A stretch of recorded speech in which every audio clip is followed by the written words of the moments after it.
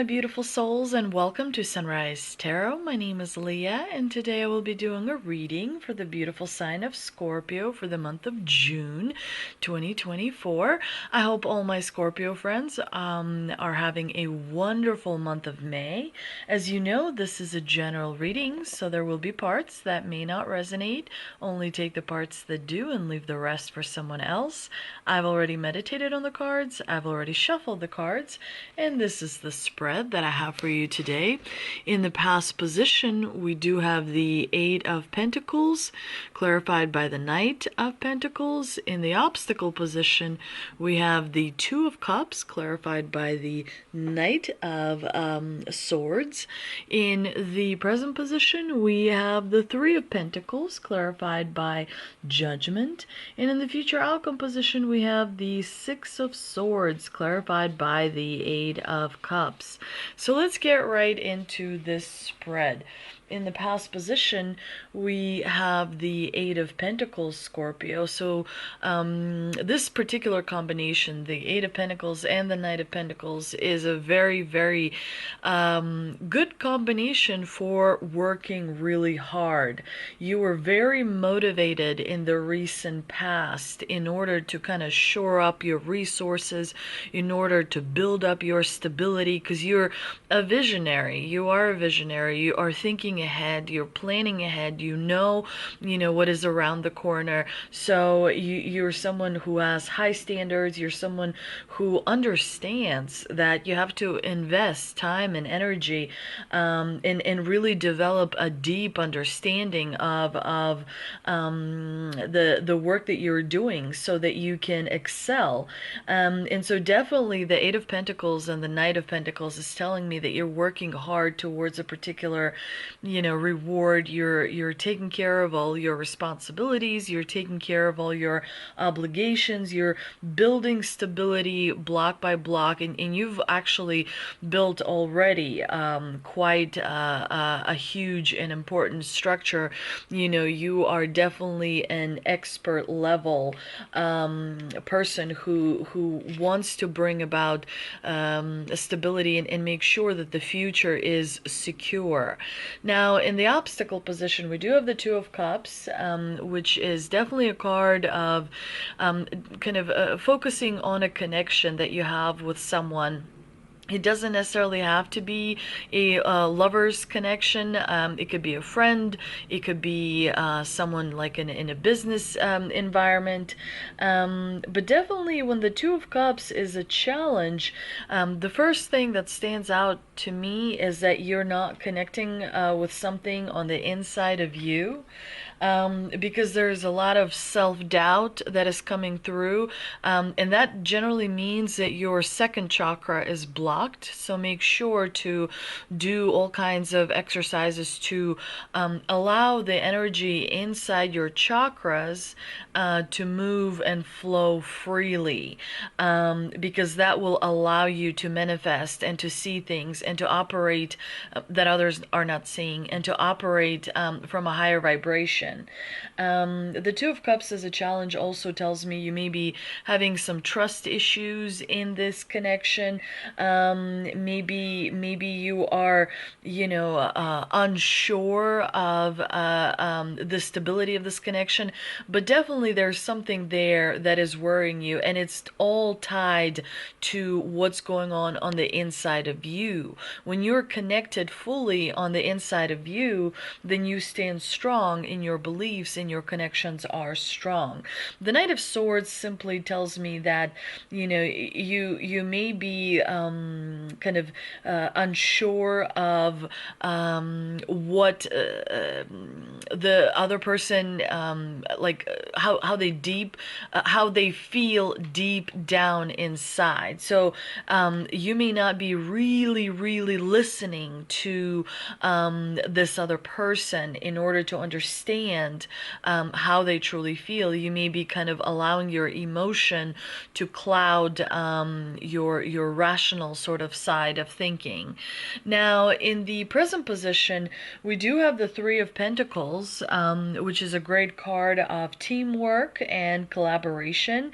Definitely finding practical solutions to a specific project, to a specific situation that you have going on in your life. Definitely with judgment, there is more responsibility coming in, but there's also a lot more clarity coming in as well. You're starting to kind of see this project or this situation take shape and become more and more closer to completion. So you have an achievement that you are working on right now, and it's coming to fruition as you're working. The advice here is definitely to be more assertive and to kind of believe in yourself, you know.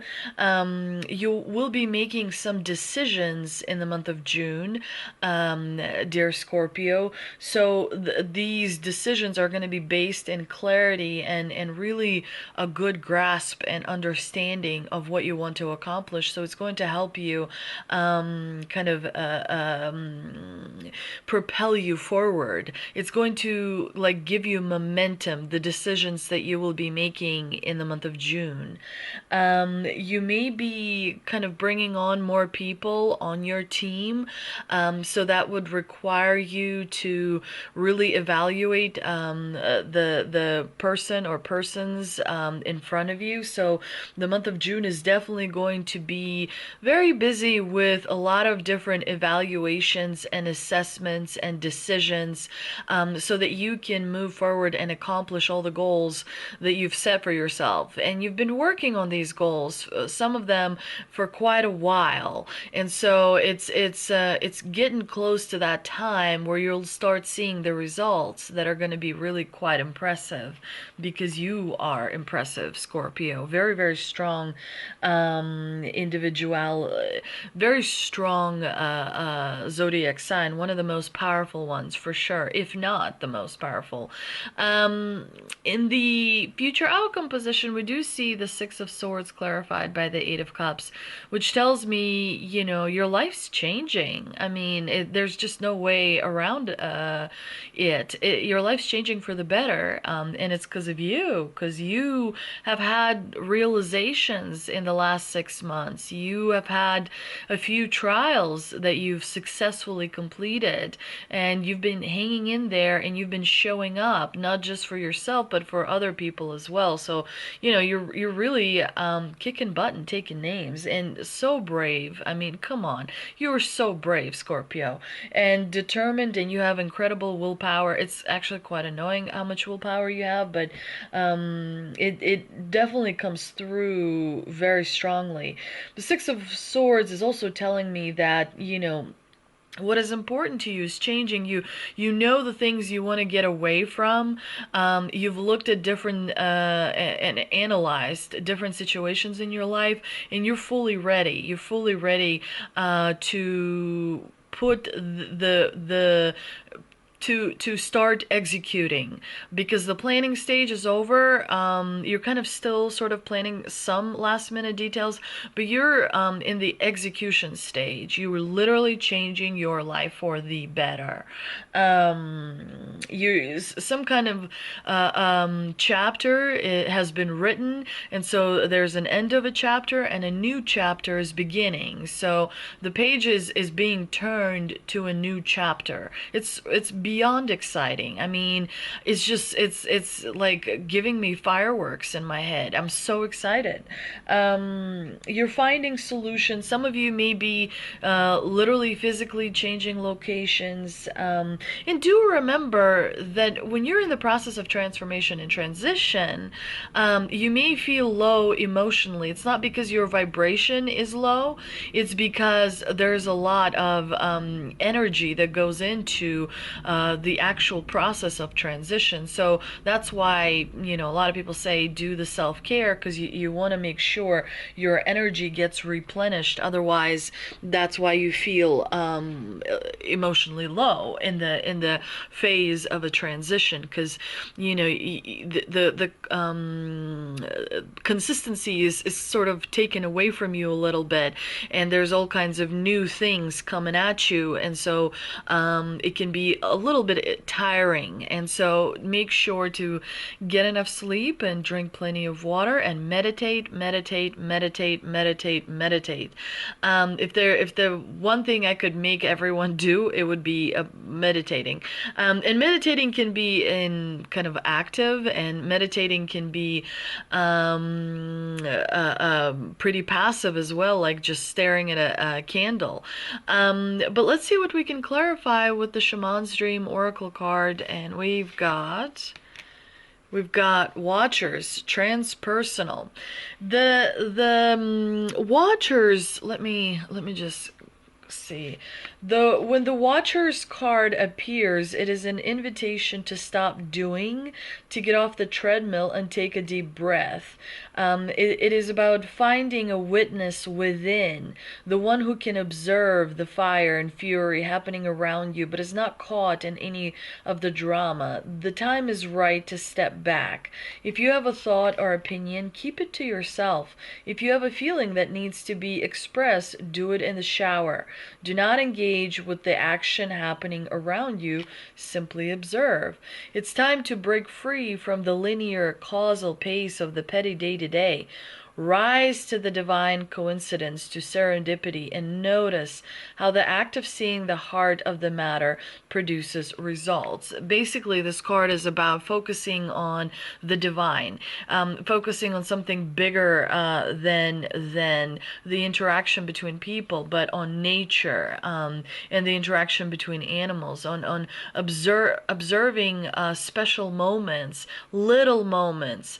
The little moments is where life happens. You think looking at a bird is meaningless, yet that is the most meaningful moment in your life. Our life is a collection of little moments. It's not a collection of big ones like graduating and birthday and getting married or getting divorced, having baby, not having baby. It's about little moments.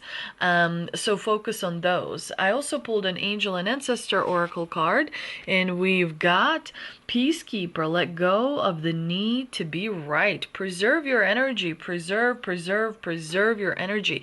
Never argue with people. Always allow people to have their own opinion and their own thoughts. You are not there to convince anyone or anything. The ones that are meant to hear you will hear you.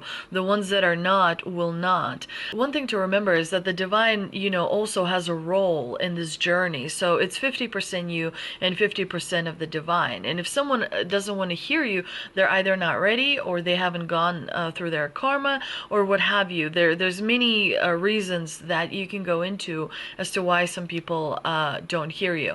There's also sometimes it's your communication. Maybe you're too emotional, or maybe you're too cold, too logical. Maybe you need to have a better balance between the emotional and the logical. Maybe you need to know your audience a little better when you're talking to them. Whether your audience is family or friends or what have you, you need to present the information in such a way that they will receive it. But definitely, adopt that peacekeeping vibration and stay within your bubble, stay within your aura bubble. Make sure that your vibration is high first and foremost before you help anyone else. So I hope you enjoyed this reading. If you did, please do like, share, and subscribe. Thank you so much for visiting my channel, and I will see you next time.